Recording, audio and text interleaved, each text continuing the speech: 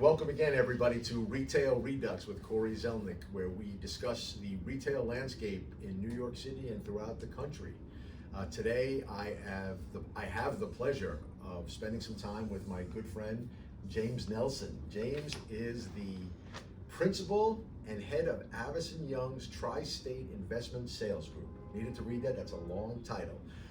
James has been there running the show since 2018.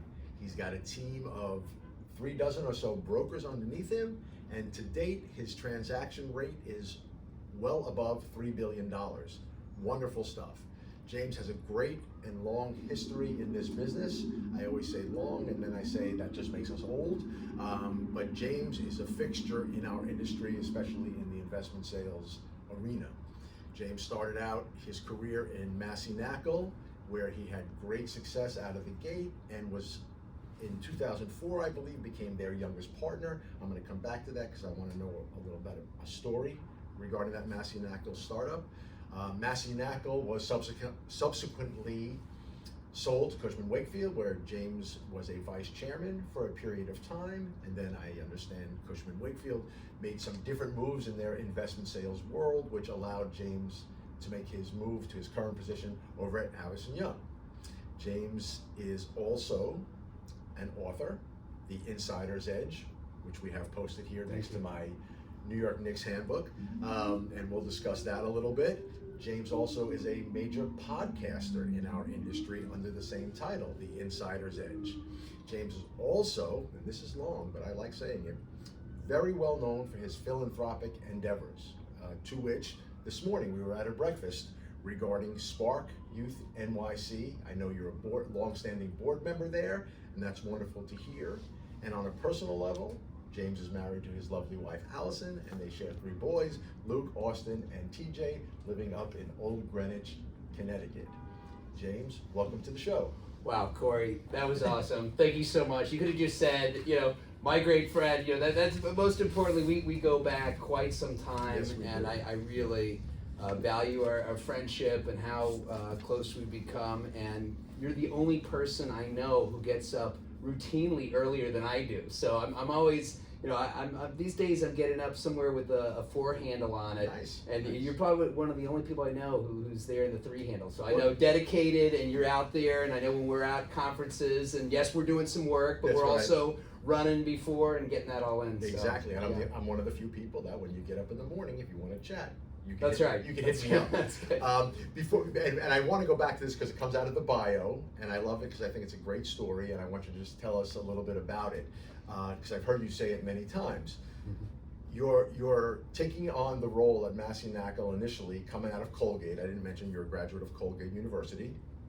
I remember the story, and you'll tighten it up for me, but it is known that you applied for a job at Massey Knakkel, that they were looking to bring on a new member to their team, I guess in a salesperson's position, and you got the call one day, and I forget if it was Bob or Paul who called you, but I think it was Bob who called you and said, welcome to the team, you're hired, and you were very excited. You were excited to join the team, and then it was, I forget how long it was thereafter, but sometime thereafter, you found out that they interviewed 2 people, and the other guy dropped out, and that's the reason why you got the job.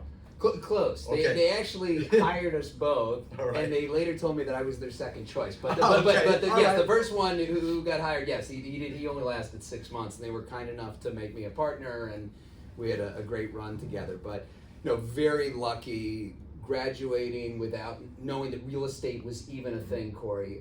Today I see a lot of these resumes that come in, and college students already have these incredible internships under their belt. They know how to underwrite, they're Argus certified. I was an English major. I thought I was going to go out to the West Coast and make movies, and I was $5,000 in credit card debt and realized that no one was paying me to do anything. So thankfully I found this opportunity, but what was really most important, and it's really what was such an important lesson early in my career, is it's about the people you surround yourself with and the mentorship. And Bob was at that event with us this morning. That's right. Remains a mentor of mine today. Paul Massey, just incredible people who really taught me the business, took me under their wing. So important for those of you listening to this right now. you're looking to get into the business, you're looking to step up your game, find great mentors. We know this is an in-person thing. We can't, and that's why I'm so excited to be here with you today. And so looking forward to our conversation. And we're so, we're so aligned in terms of the thinking, and some of it is because we come into this in more of an old school type of role. And I have expressed, when I've lectured when I lecture down at Maryland, or I lecture at Baruch, I'd say the same things. It's almost like we both read the same playbook with respect to mentorship.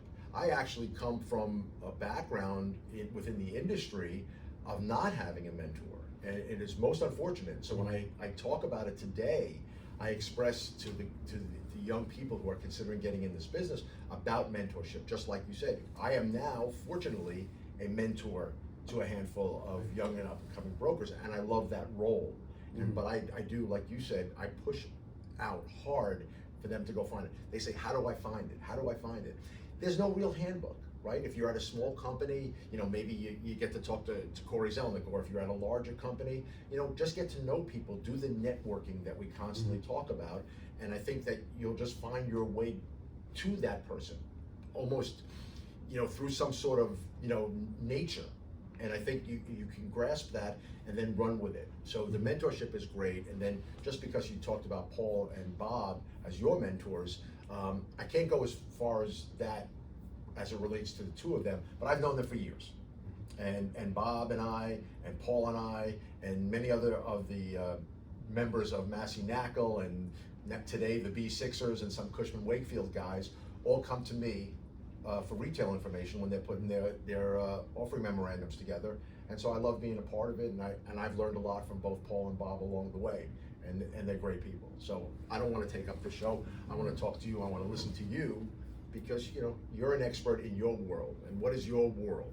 Your world is investment sales. And we heard this morning from we really heard from a very distinguished group of people.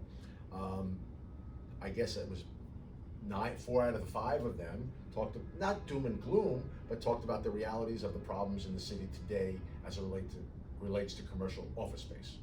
And then we had Mr. Wagman talk about retail. And we don't have to get crazy and talk about the doom and gloom of office. Let's talk about retail. I know you've sold plenty of properties, you've sold land, multifamily, office buildings, etc. And we've talked offline about leaning towards the retail world. So tell us what you're seeing in retail investments these days. So, and just to complete that story from this morning, Richard Wagman, Madison Capital, very established retail investor, and he's now branched into industrial as well. But he was joking because he said, well, retail's finally, it's been the punching bag of the industry for 10, 20 years, right. First e-commerce, then COVID, and now it's finally having its moment in time because, office market incredibly challenged. If we're talking New York City, multifamily, rent regulation, the rules that have changed have made it that much more difficult to operate these properties. Development difficult to finance. So he talked about all the reasons why retail is making a big comeback, and you all see it. And I'm really glad you talked about that relationship between leasing and investment sales, because again, there's really 2 major drivers to evaluation, right? The rents and what the cap rate is, the return that someone's looking for. So we are always very interested to know not only what are the comps today, but where are we going? Right, and that's what makes retail. I personally, out of all the different investment classes right now, asset classes, I'm most excited for retail. And the reason being is there's still, I believe, a tremendous amount of inefficiency, right? You can't just, you can't just make an average and say, oh, Madison Avenue retail, it's $750 a foot. Okay, well, which block is it on? Right. What side of the street? How big is the store, right? Tell me about the frontage, right? All these things that play into it. And so, someone who doesn't really understand that, they might look at something like we just sold a property on the corner of Broadway and Broome, like prime Soho, and you got Madewell on the corner, J. Crew on the inline. We're calling up and down Broadway. You know, some of the biggest owners out there. You would think everybody would be following what's going on and understanding. And J. Crew was paying $150 a foot, right. And we were getting feedback. Oh, you know, it's sure Broadway's filling up, but the rent, that's because the rents are low, and that's it's, you know, you're once you go south of Broome, you're 150. I'm curious. I want to interject with a question, because when you're doing your research, when your team is doing their research, looking for that retail information, I find, you know, you get it over the years through relationships, and you probably do the same. Retail in general has always been loath to give out too much detail. Right.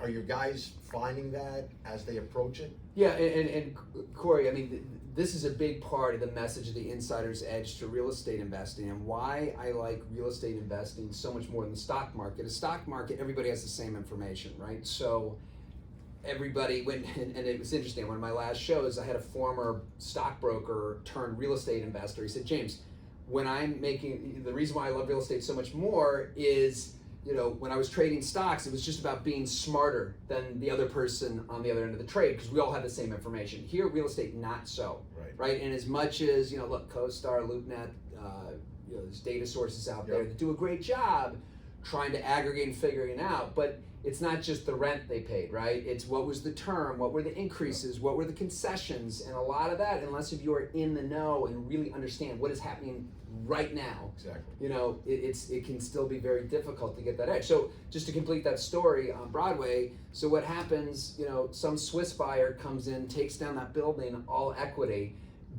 buys it at a 5 cap, J. Crew turns around and just extends for $300 a foot, okay? So as an investor, that's super exciting, because if I just bought at a 5 cap with $150 a foot rent and J. Crew just doubled. Now, obviously, they're only one component of the building. I got a corner retail, I got lofts upstairs, and a mix of tenants. But that's exciting that, again, someone could actually look at that and say, I've got the right tenant. And I know we'll get to some of the different business plans out there.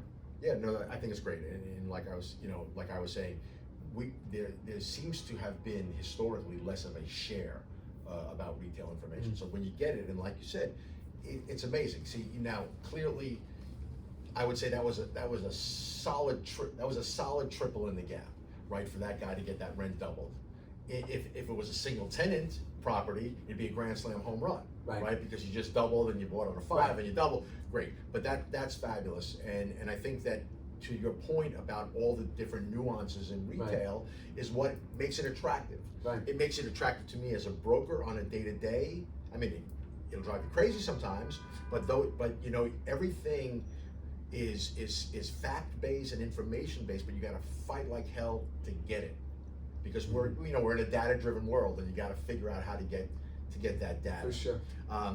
So with that said, you know, you have 36 brokers, and I'm sure that every single one of them are not stopping to do retail. Have a bunch of them, an unequal percentage of them started to lean towards retail in terms of trying to create opportunity for your group?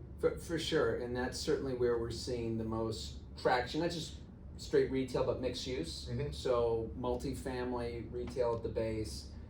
And what we're finding right now, and yes, you know, since last June, rates are going up. It's getting more challenging to borrow.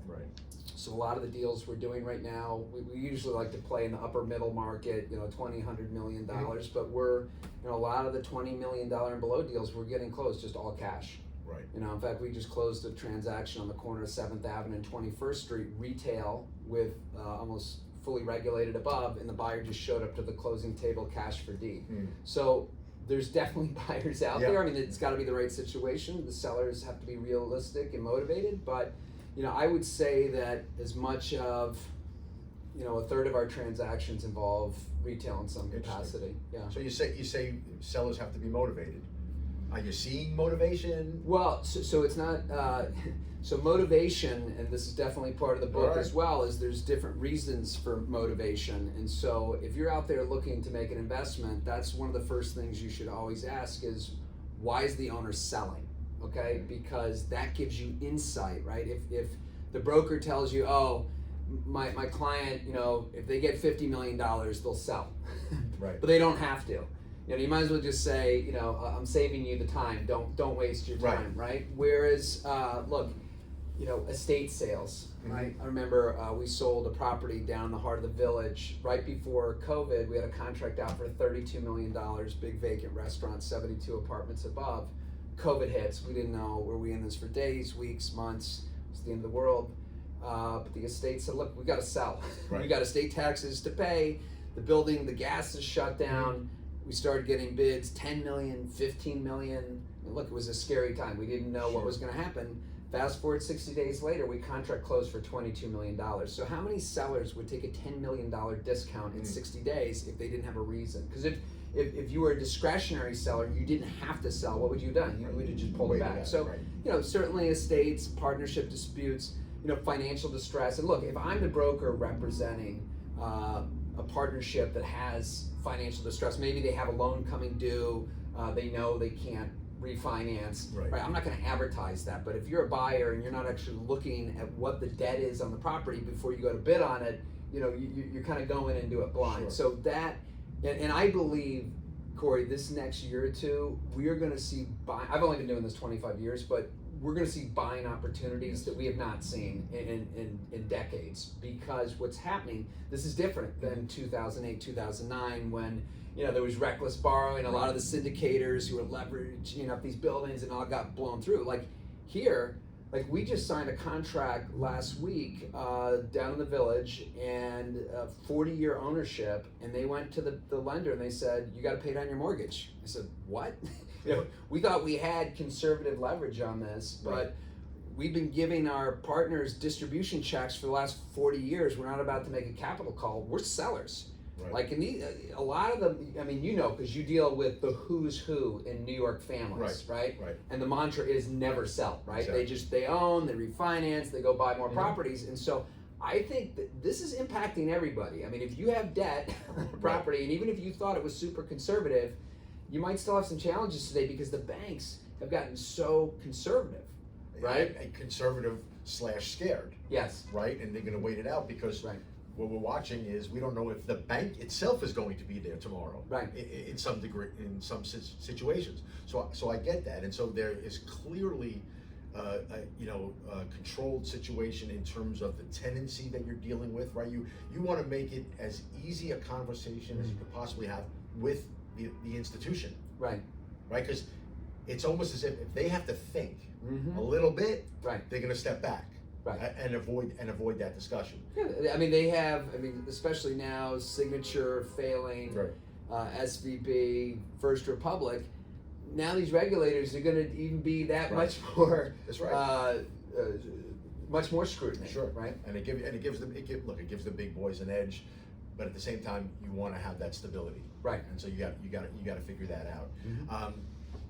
So when you're out there, I know you're most often, if not 100%, and correct me on this, on the sell side in terms of your representation, or you guys? Well, it's interesting. I my first 20 years of my career in Massey Nacklet was we are seller rep only. We're out there. We bring everything broad to market, and look.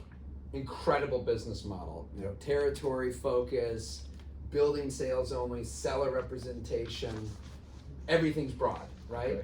And it worked. By the time we sold Massey Nackle to Cushman, we were selling 3 to 4 times the amount of properties as the next brokerage firm. Think of that. In a city as competitive in New York, like if you were doing 3 to 4 times the amount of leases as the next firm out there. But what I would say, there's some circumstances where the sellers say, look, we can't go broad, or you can't get consensus, right? And we have been having some success on the off-market side as well. And I think, for 20 years, it was like, well, if you're not going to give me an exclusive, I'm not going to make any calls on this, right? We make every effort. We tell the owners all the reasons why you should retain someone, why you should go broad, right? And I actually talk about this in my book. I tell unequivocally, if you go on market, your odds of getting a higher price are so much greater. It's the same thing when you lease space. 100%. You do all these things to promote the listing, where if you just have an owner with a for rent sign in the window, it's like, okay, maybe they get 1 call and you get 20 calls for everyone that they do. So it's a numbers game. So I'm not sitting here saying that every off-market deal is an incredible opportunity, but the odds are better in your favor. So we tell owners that if they still say, hey, for whatever reason I can't hire you, I got a partner, this, that, whatever, look, we'll bring some buyers to the table, and we've certainly had some success that way as well. Interesting. And so where I'm taking that is, are you getting now the buyer side coming after you for that off market, and how are you? Every day. How are you handling that? Cory, I got that for my entire career. Everybody always calls, James, I know you got this stuff on market. Show me the good stuff. What's the stuff that's not on the market? And look, there's also that period in between, which is pre-marketing. So, hey, we just got hired on this. We're putting the materials together. Probably not out to market for another week or two. And look, we'll also tell our clients the best way to maximize price is to do a 4 to 6 week marketing campaign. Okay. Wait till you get a dozen offers. But look, if we have a great preemptive offer and it hits the bid, great. And a lot of our more sophisticated clients, they know where they need to be. So yeah, we do a lot of kind of the preemptive stuff as well. And is that and that preemptive stuff, or that or hey James, tell me stuff, is that retail related? Is the buyer side looking for that as well? I know what we're talking about. I know we're pushing that. I think that there's all different types of buyers. We have private buyers that are domestic, foreign, institutional, family offices, private equity. I mean, you have everybody coming from all different sides. But what I will say is those who syndicate, meaning those who raise money from other people, you have a lot of the herd mentality, right? So you hear a lot about multifamily right now. You hear a lot about industrial because, who doesn't need a place to live, and the whole Amazon effect. Right. So a lot of this is what you can go raise money for.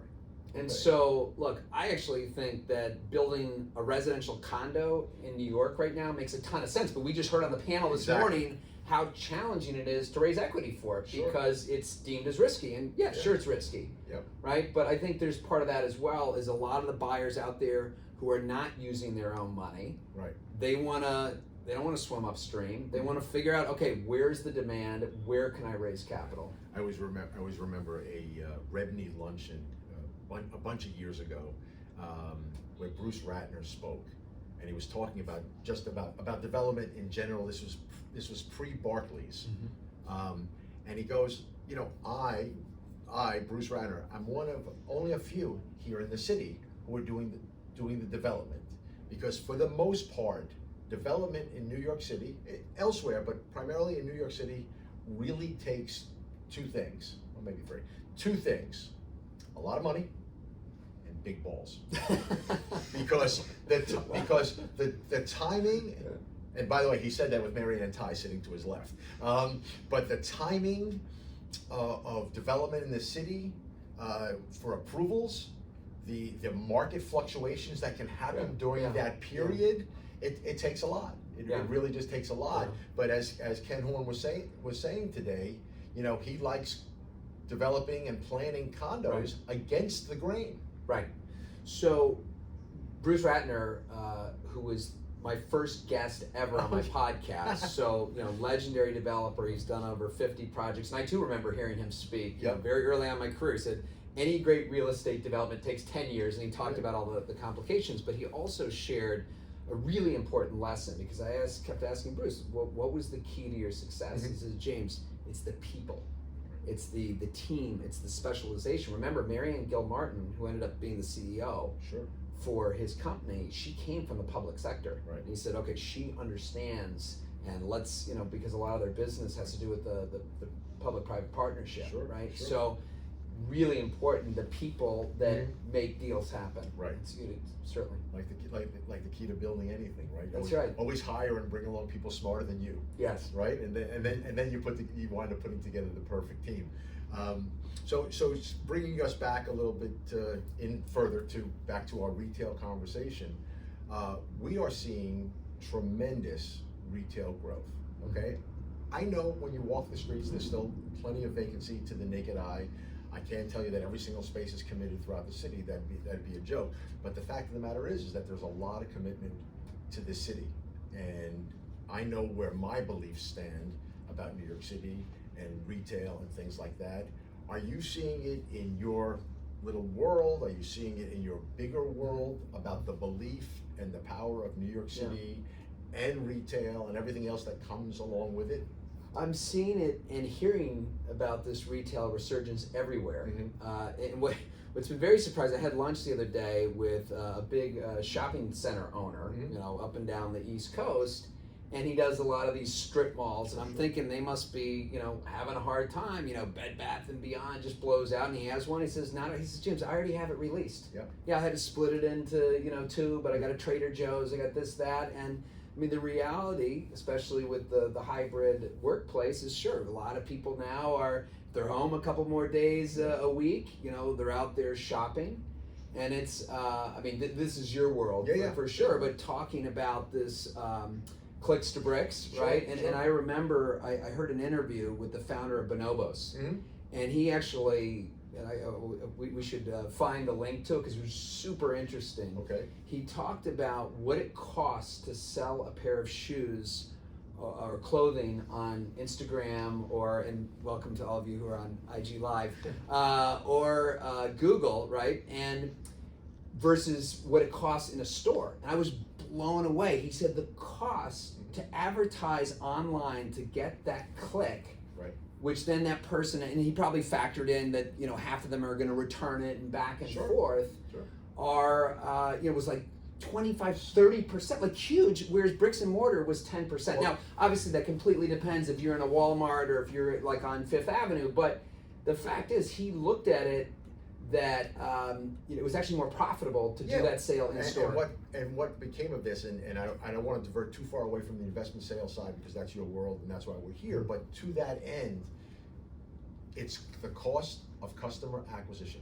That's the sentence. And that's what he realized, and that's what most of these online retailers began to realize. It is that go online, buy a couple of pair of pants, you get them sent to you, they don't fit right or you want a different color, so you send them back, and they send you the ones that you want, and hopefully that's right. But the back and forth costs the retailer. So his margin goes from here to here to here. And then so somebody says, Bonobos and others, a lot of the traditional retailers have figured this out, is I'm gonna take a smaller box, so my box will cost me less from a pure real estate perspective, but I will be so much more efficient. What's gonna happen? The customer's now gonna come in, he's gonna try on those pants, he's gonna figure out which is the right size and the right color, he's gonna pay for it, they're gonna say thank you very much, they'll be at your house tomorrow.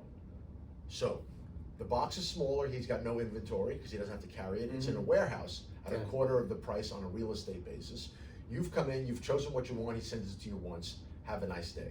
And that's that spread that a lot of these guys have figured out. But going back a little bit to your shopping center discussion with the gentleman or person, I don't know if it was a gentleman or not, that you spoke with regarding that, the reason he told, as he mentioned to you, and I could tell you anecdotally, every single Bed Bath and Beyond that is coming back to the landlord, as we sit here right now, is committed. In some way, shape, or form, whether it's an agreement in principle, LOI or lease, and part of that, and this leads to your investment sales and the pricing on the sales side, there's limited to no new development. And so that is the supply crunch. And there is tremendous demand, and so that's a push. So, when we talk about this offline or online, you and I, about what's out there, what's the pricing, what's the cap rates, they're still surprisingly tight because there's just not enough. And then Cory, specific to the city, what's amazing is even at the return to office is, and you hear ranges from 50 to 60%, as high as 70 depending what, where, when. But when you look at the foot traffic numbers, and I heard that Times Square, the pedestrian counts are now higher than they were pre-COVID. So even if people aren't showing up to the work every day, they still want to live here in New York. And it's fake news if you think that the New York population is going down. It's not.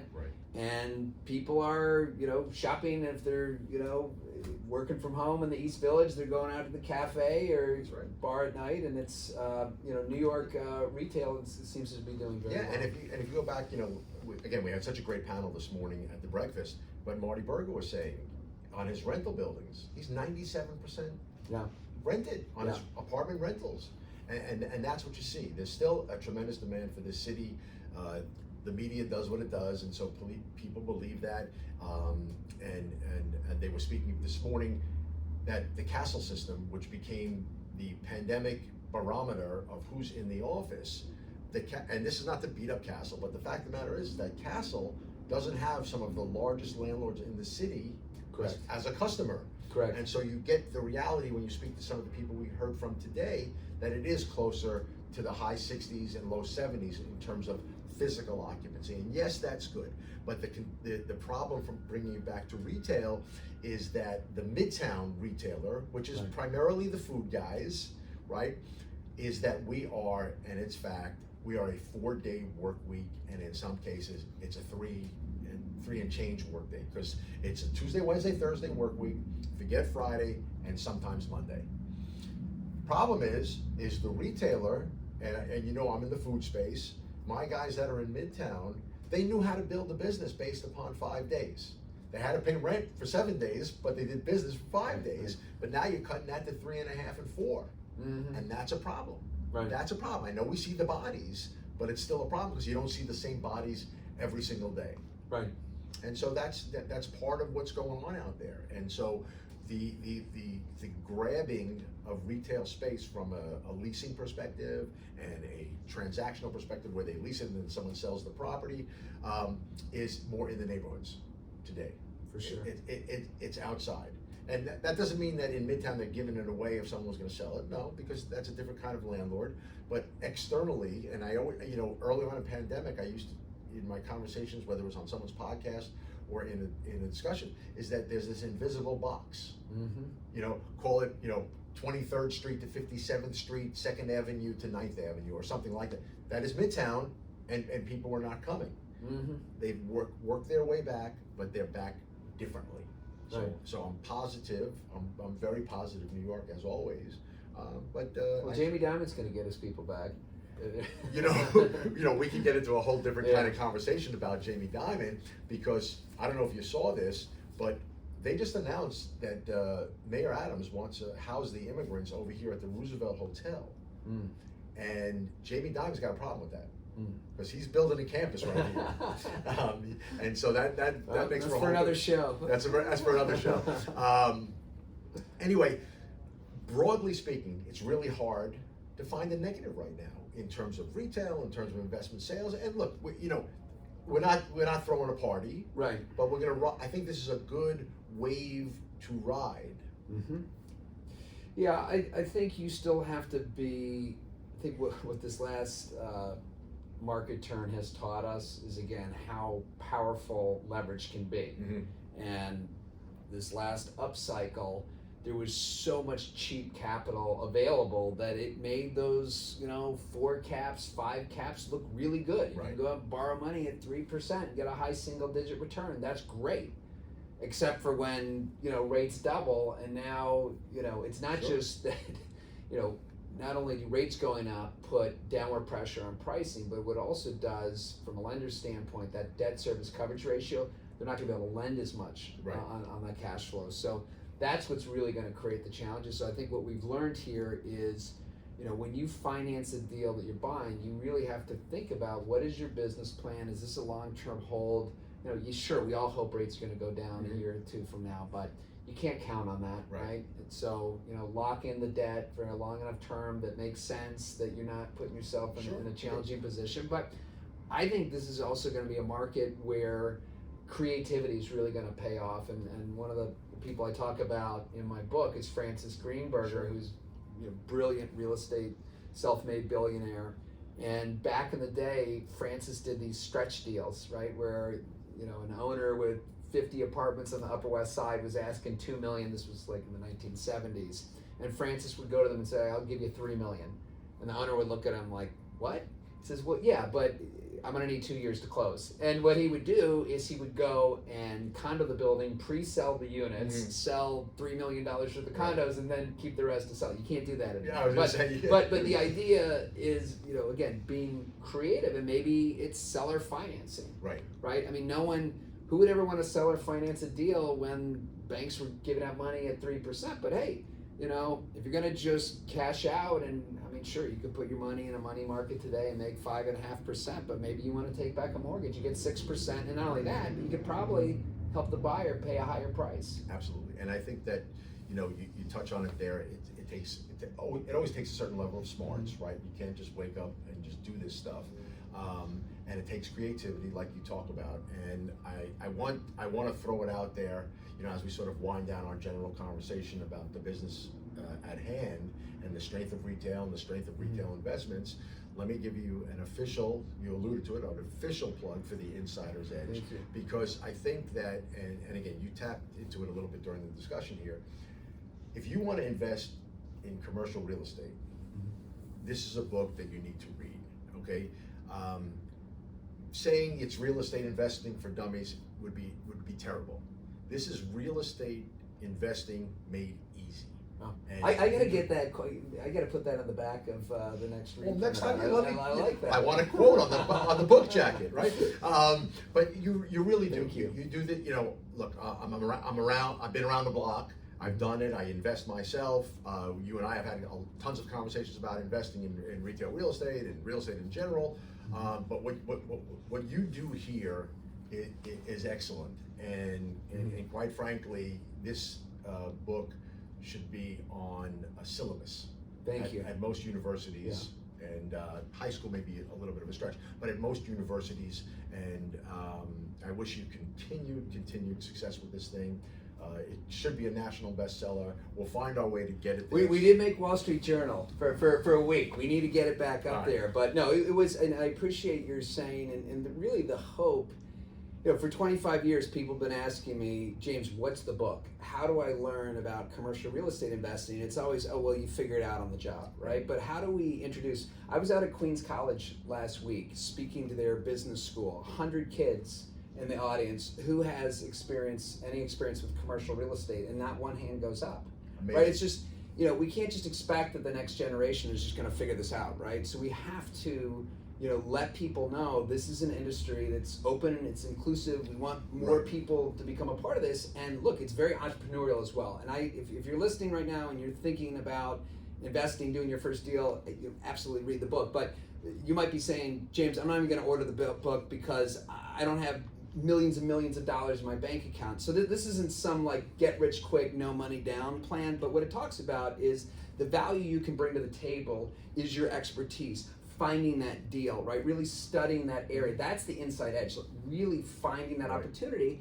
And then if you don't have the money, if you have a great opportunity, I don't want to say finding the money is easy, but finding a good partner. Finding someone who has a track record in the business and saying, hey, can I bring this opportunity to you? And can we do this together? Right, and that goes back to what we just said earlier about Bruce Ratner and Marianne Gilmartin. It's the people. Get the right partners, get the right people. That's right. And so everything doesn't have to be a master's degree in corporate retail finance. Yes. It's just it's like anything. It's the hard work. It's the grind. Find the opportunity, create the opportunity, enhance the opportunity, and find the right people to help make it blossom. Love it.